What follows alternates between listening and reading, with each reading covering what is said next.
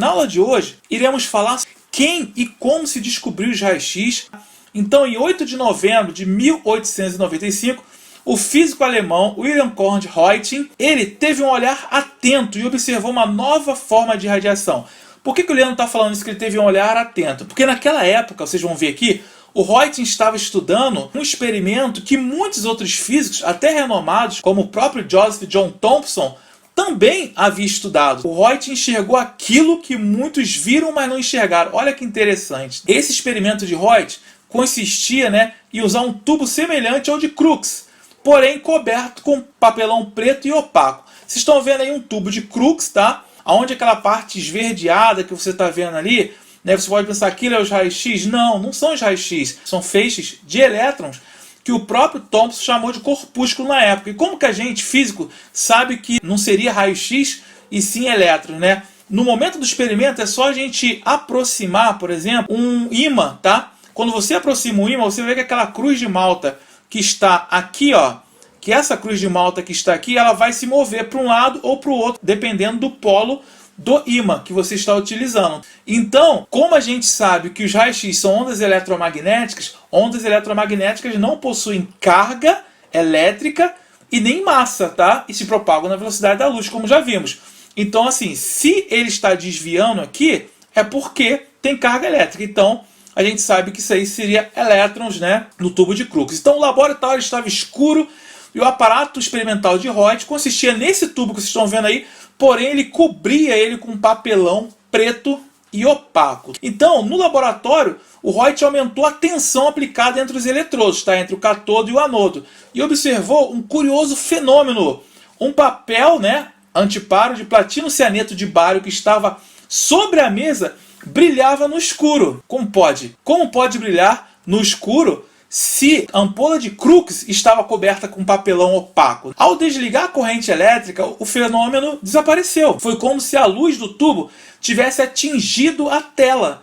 Mas Röntgen sabia que isso não era possível, já que o tubo estava coberto por uma blindagem opaca a qualquer luz conhecida. Então Röntgen diz isso: testei-o com sucesso a distância cada vez maiores, até mesmo a 2 metros. Ele parecia inicialmente um novo tipo de luz invisível. Era claramente algo novo, algo não registrado. Por quê? Provavelmente Röntgen sabia que os raios catódicos que estavam ali na ampola de Crookes, eles não poderiam alcançar 2 metros. Então por isso que ele coloca isso. Eu testei a distância cada vez maiores. Röntgen também interpolou, colocando livros entre o seu detector e a ampola de Crookes. Ele colocou livros com densidade diferente e viu que a luz, entre aspas, ainda estava presente.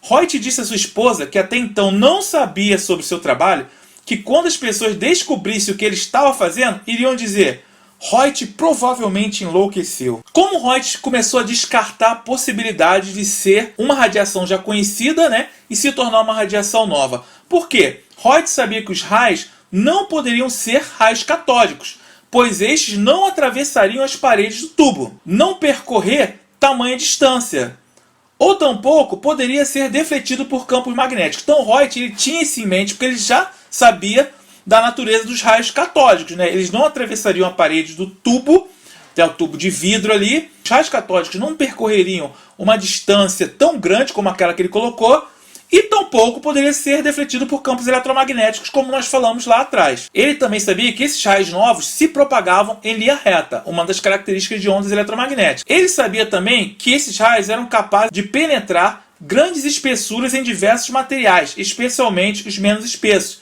Como eu lhes falei, ele foi interpolando, colocando um livro mais fininho, um livro mais grosso, para poder ver se esses raios penetrariam. Röntgen também sabia que os raios eram absorvidos mais fortemente em metais pesados como chumbo. Eles eram capazes de produzir fluorescência em diversas substâncias. Esses raios não podiam ser refletidos nem refratados. Por quê? A luz, por exemplo, ela não é desviada por campo eletromagnético, Então, o Röntgen poderia pensar que seria uma nova espécie de luz, ou então a própria luz, Mas seria meio estranho, porque a ampola de Crookes estava revestida com material opaco. Mas só que o Röntgen viu que diferenciava da luz e da radiação ultravioleta, porque essa nova radiação não poderia ser refletida e nem refratada, Você não poderia botar um espelho ali e ela ser refletida, Se a gente colocar um espelho na frente do tubo de raio-x, o que vai acontecer? Os raios-x vão atravessar e atingir o detector, não vai ser refletido. Ah, Leandro, mas às vezes quando que eu coloco lá, eu que sou da radiologia, abro o colimador e aí eu vejo que a luz está acesa ali em cima, por exemplo, do chassi. Aquela luz ali é o colimador luminoso, é para você ter uma noção da onde que os raios-x, né, vão ser incididos, tá? Você pode apagar aquela luz e ativar os raios-x que eles vão passar independentemente da luz acendida, do colimador luminoso. Então, assim, Reut concluiu que se tratava de uma nova forma de radiação, na qual ele chamou de X. Por que X? Porque na matemática a gente usa o X para poder explicar aquilo que a gente não sabe o que é, né? Para poder achar a resposta para aquilo que a gente não sabe o que é.